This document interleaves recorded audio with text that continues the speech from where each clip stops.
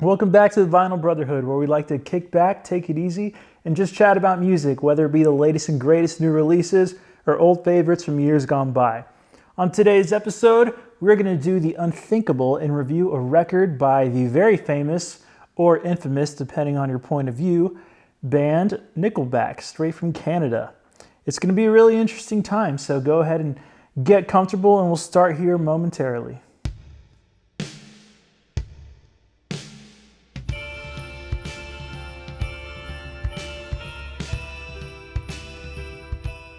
So we've all indulged in a little bit of Nickelback hate over the years. Personally, I had never listened to a full Nickelback record. I'm merely familiar with a small handful of songs such as How You Remind Me and Photograph.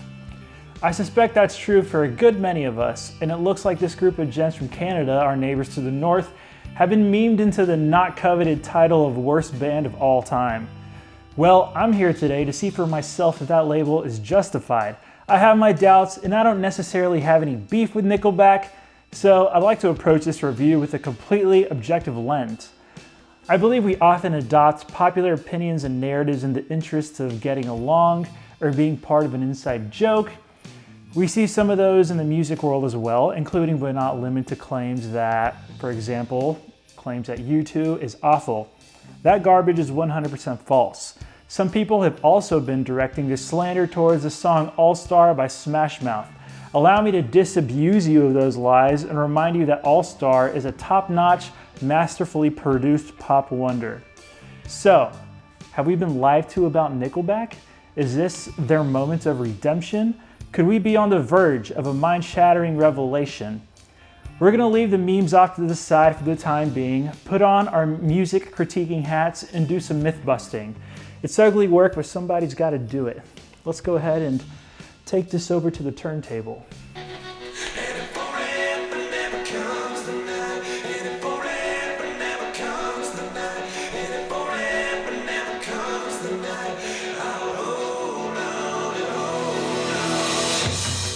Keep listening to my chest before a beat, but there's nothing left.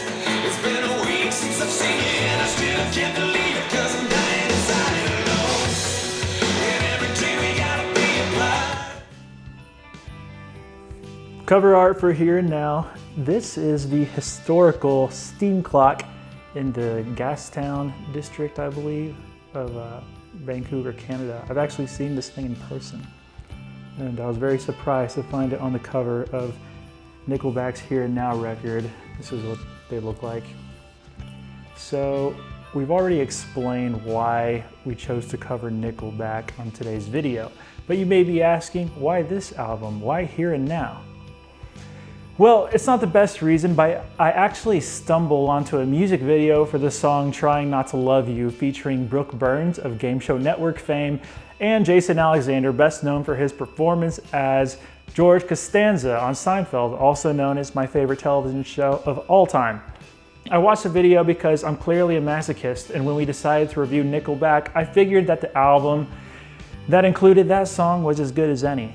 So you may say that Nickelback is more or less synonymous with the post-grunge movement, and you wouldn't be wrong.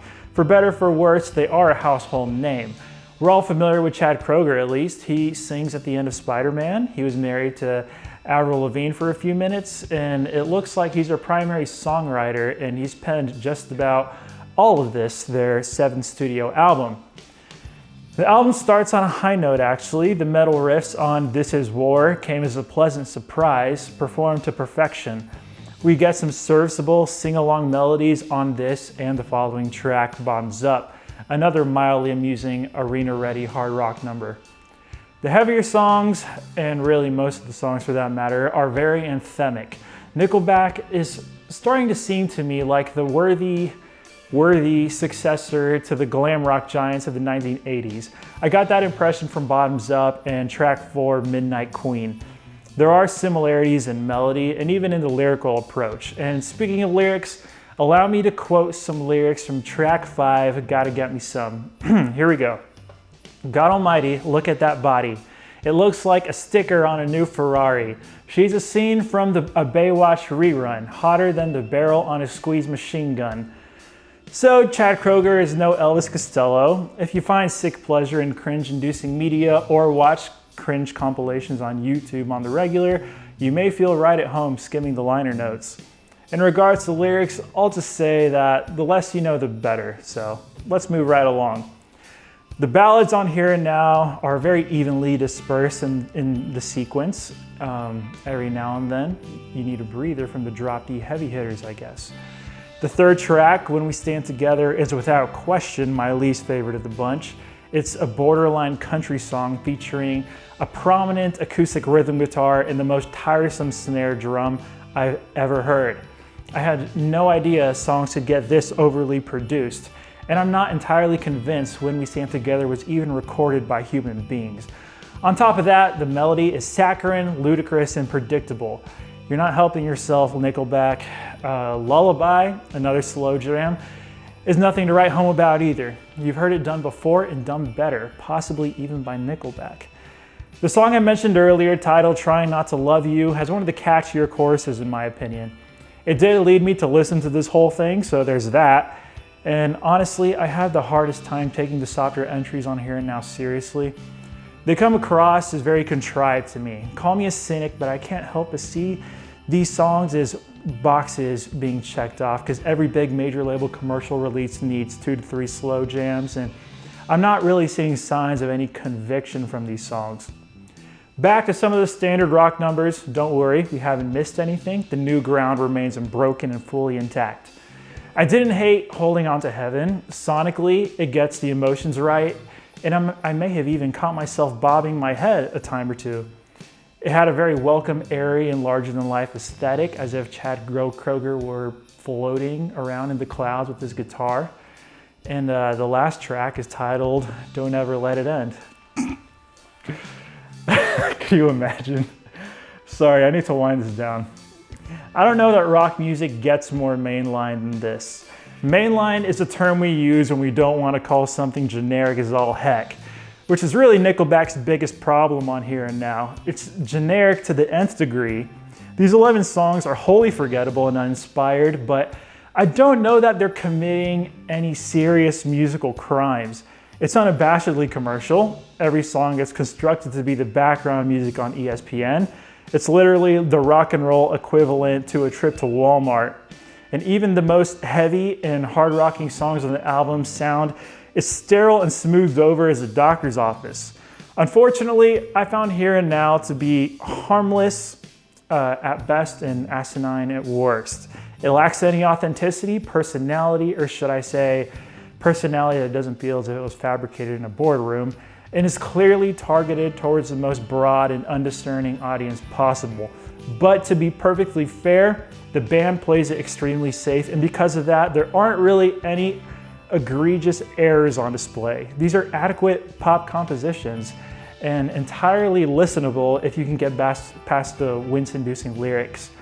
Give it a shot if you're feeling bold, and who knows, you may even stumble across a fun guitar riff or two.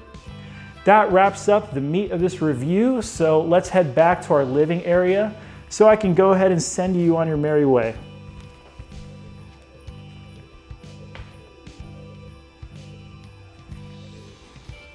I guess you could say my expectations were met.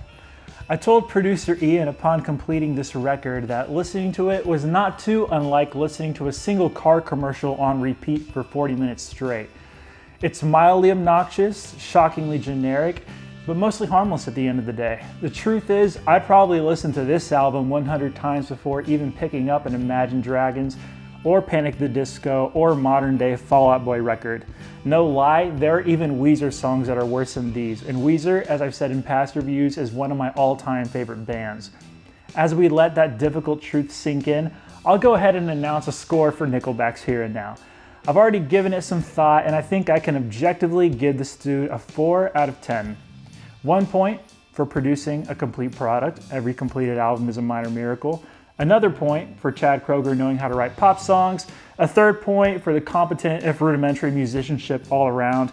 And a 4th point for not making my ears bleed, I guess.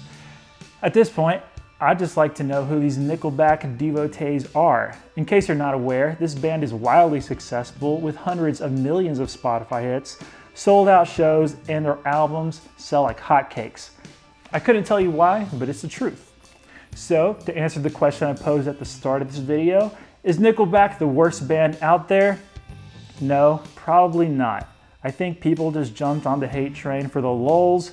But that being said, I have no plans to revisit Here and Now. Chances are I'll probably be selling this copy that I purchased, and I think I'm good and ready to put this whole debacle behind us. Whew.